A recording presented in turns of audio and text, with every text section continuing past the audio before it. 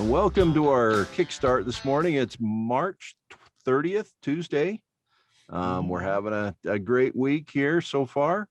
And I'm Jay Walther. And I'm Brad Neufeld.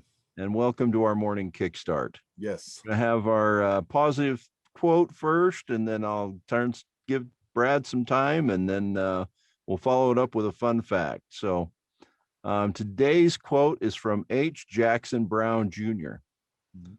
He says, "Don't say you don't have enough time.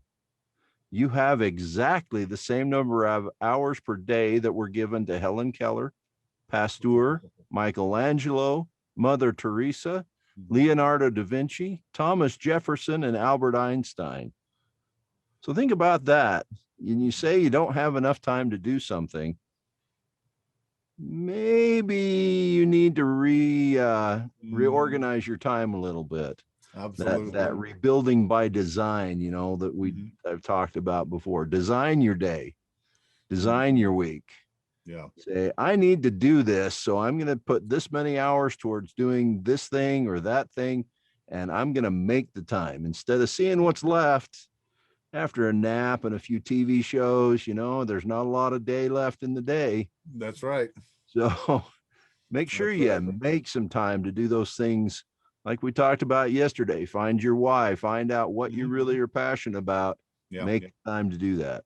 Well, I was going to say that's all those people you mentioned, that's what they were able to do. So the mindset number one that we talked about yesterday, winners feel awesome about themselves, they were able to find their niche. They were able to find what they were good at and what they were passionate about. And so anyway, take that to heart, guys. That's where it all starts. If you have that, I'm going to say the rest is easy. Well, I like to, let me rephrase the rest that. Is planned out. Planned out. The rest is simple. The rest is simple, because there's definitely a difference between simple and easy. Is it simple, your road to success? Yeah, I can tell you everything you need to do. That being said, is it easy? Not necessarily. So there's it takes some resilience. That's right. That word just keeps coming up. Anyway, drum roll, please. We are on to mindset number 2. Mindset number 2 is winners take sensible risks. Okay, they take sensible risks. You got taking a risk. Let me just put it this way: all of us, as we're growing up, we have things happen to us which cause us to form this comfort zone, and every human being has it. And some people, to get outside their comfort zone, they've got to go jump out of an airplane, a perfectly good airplane, with a piece of cloth strapped to their back, in order to get outside their comfort zone, so they feel that buzz or whatever it is. However, some other people, getting outside their comfort zone can be as small as ordering a pizza. Yeah. And so I've met people, and I've worked with people over the years that they struggle even at that level. And so there's been times where I've had to work with people. Well, let's start by ordering a pizza. Oh, I can't do it. I can't do it. I'm like, well, what are you afraid of? I don't know what I'm afraid of. I just don't want to do it. Okay, fine. But if you want to know what's holding you back, that's an easy place to start. And so what I would do, the one person that I'm thinking of right now that I was working with, what I had to do was script it all out. And we had to go over it literally for 4 different appointments before we finally got to the point where they took the courage to make the call to get the pizza. Okay. Wow. And after it was all said and done, we finally got to the bottom of it. What were you afraid of? And guess what that person said? They were afraid they were going to be asked a question that they didn't know the answer to. Wow. And so that got to the core of it. But it took that little incident there, that opportunity there, in order for us to figure that out. And they were so afraid that they were going to be asked a question. Well, would you want anchovies? Well, what are anchovies? I don't know what they are. And they'd get freaked out and hang up. But again, there's no right or wrong here. It's just where you're at. But it's amazing how once you get to that core, again, the rest opens up, overcoming the fears. So be willing to stretch outside your comfort zone. Now, I used to say winners take risks, but I had some teenagers doing some pretty crazy things. So I had to change it to sensible. And I also brought that to bring comfort, because to other people, because there's been a lot of adults I've worked with that they don't like that word risk. It's a 4-letter word. I'm like, yeah, it's a 4-letter word. Sorry, but but sometimes you got to step outside your comfort zone in order for things to happen. In other words, do something different than how you've been doing it. If you're doing the same things over and over again, matter of fact, this is what happens to us when we get to be adults. We get all of our patterns set, and we really don't deviate from those patterns. If you think about it, what time do you usually get up in the morning?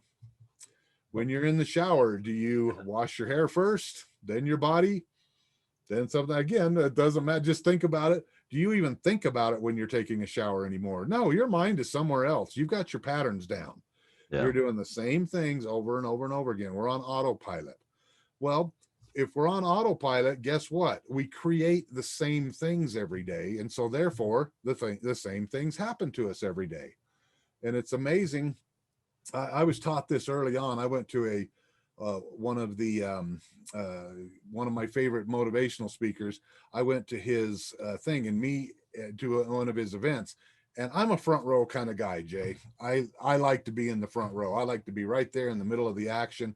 And so I got to this guy's seminar 2.5 hours early. And I got there, and there's still some people sitting outside the door, but I sat there, and I was about 7 people back, and I thought, oh, this is going to be great. Well, for 2.5 hours, I'm sitting out in the hallway, and the level of heat started to rise, the body odors, the body heat from everybody being in that small space. And I got inside there, and I got right on the front row, and I was just as giddy as a little kid in a candy store. All right, I wanted to see this person live, for so long, and I'm finally here. I'm looking right up at the stage. I can see up his nostrils. I am just in heaven here, right? And guess what's the first thing he did after he introduced himself? He said, all right. And we talked about taking risks, and we talked about shaking it up and getting different patterns, disrupting our patterns. And he says, I want everybody in the front to move to the back, everybody in the back to move to the front, everybody on the right to move to the left, on the left to move to the right. Okay, so I got pushed to the back. I'm not going to lie. I was ticked. I almost got up and asked for my money back. Wow. Almost did. But then I saw something came over me at that moment, and I said, you know what? This guy is where I want to be. So obviously there's something here that I can learn. So what did I do? I sat back, and I did exactly as he said, and I sat at the back. Well, when you're up there in the front row, what do you see? It's very limited. Yeah, you're very limited in what you can see, because I was already a public speaker at this point. However, when he moved me to the back of the room, I got to take in everything. I got to see how people respond when he asks a question, and I got to hear people in the audience who would say, that guy's full of it. I don't think he even knows what he's talking about. Where other people on the other side of the room were going, oh my gosh, that's the answer to all my prayers. That's what I've been praying for. And I'd be going, I would never have seen that if I had not been put to the back of the room.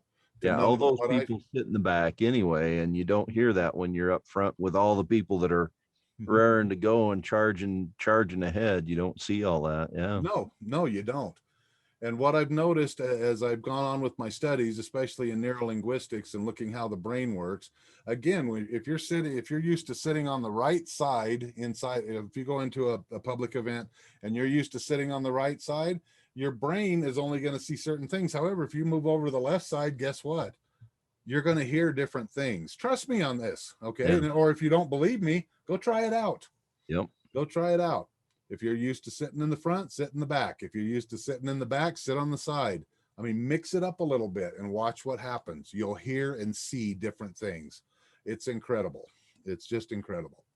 So anyway, we got to take risks, guys, if we're ever going to get what we want. If you're happy with your life and the way things are going, bless you. Keep going. Keep doing what you're doing. However, if you're not happy with where you are right now, all it's going to take is you to make some small risks. Do something different than you've done before. Makes sense? So again, mindset number 2, winners take on sensible risks. What's that? Sensible risks. Sensible risks. I say sensible risks. I like that. Okay. So today's fun fact. Now, I don't know if you've ever told me this, Brad, but I've had a lot of people tell me I need to take a long walk on a short pier. But Is there Today, multiple meanings to that, Jay? yeah, I think so. But Okay. today on March 30th is National Take a Walk in the Park Day.